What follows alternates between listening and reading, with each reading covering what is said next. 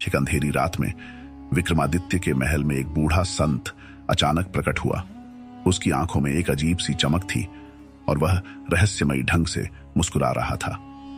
राजा विक्रमादित्य ने संत का स्वागत किया, लेकिन संत ने सीधा कहा, महाराज, यह केवल मेरे छद्म रूप में तुम्हारे सामने हूं। असली स्वरूप देखना है तो मेरे साथ आना पड़ेगा।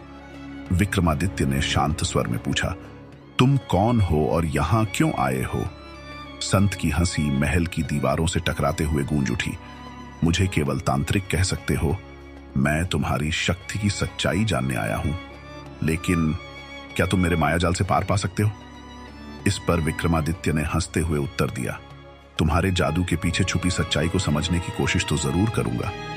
तांत्रिक ने एक काला धागा विक्रमादित्य को पकड़ाया और कहा, इस धागे को पकड़ते ही तुम मेरी दुनिया में पहुंच जाओगे। यदि तुम वहां से वापस लौटे तो तुम सच में महान राजा हो। विक्रमादित्य ने धागा पकड़ा और अचानक चारों ओर एक घना अंधकार छा गया। अगले पल विक्रमादित्य ने खुद को एक अनजाने जंगल में पाया। वहां सैकड़ों आवाजें गूंज रही थीं, मानो चारों ओर परछाइयां जिंदा हो उठी हों।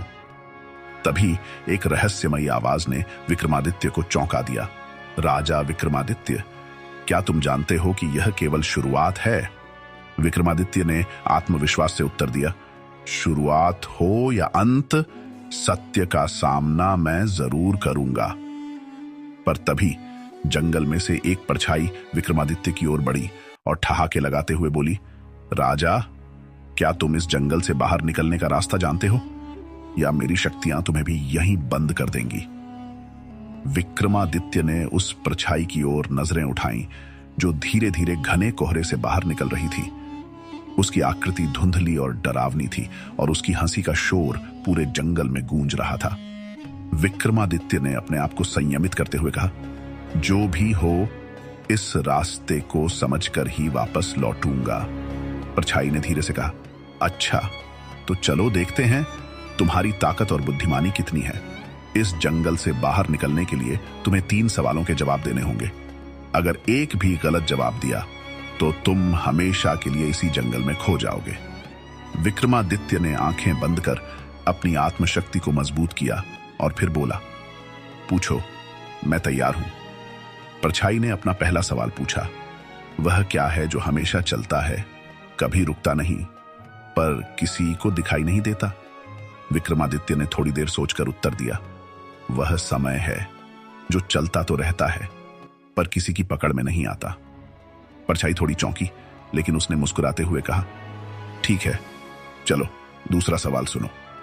उसकी आवाज में अब एक गंभीरता आ चुकी थी।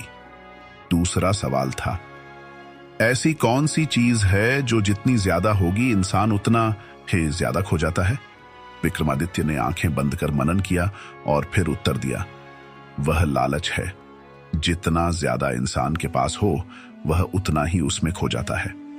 परछाई का चेहरा अब थोड़ा गंभीर हो गया। उसे समझ में आने लगा था कि विक्रमादित्य सरलता से हार मानने वाला नहीं है। उसने आखिरी सवाल पूछा, बता, ऐसा कौन है जो मरने के बाद भी जिंदा रहता है? विक्रमादित्य ने एक गहरी सांस ली और कहा, वह है एक महान व्यक्ति का नाम और उसकी कीर्ति।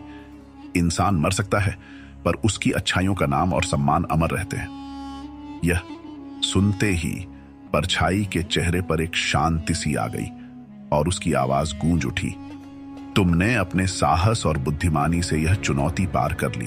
राजा विक्रमादित्य, तुम सच में महान हो। जंगल का अंधेरा धीरे धीरे खत्म होने लगा और विक्रमादित्य ने खुद को वापस अपने महल के दरबार में पाया। वहां एक गहरा सन्नाटा था, मानो कुछ हुआ ही ना हो। लेकिन विक्रमादित्य के मन में उस तांत्रिक और उसकी रहस्यमयी दुनिया की छवि हमेशा के लिए बस गई।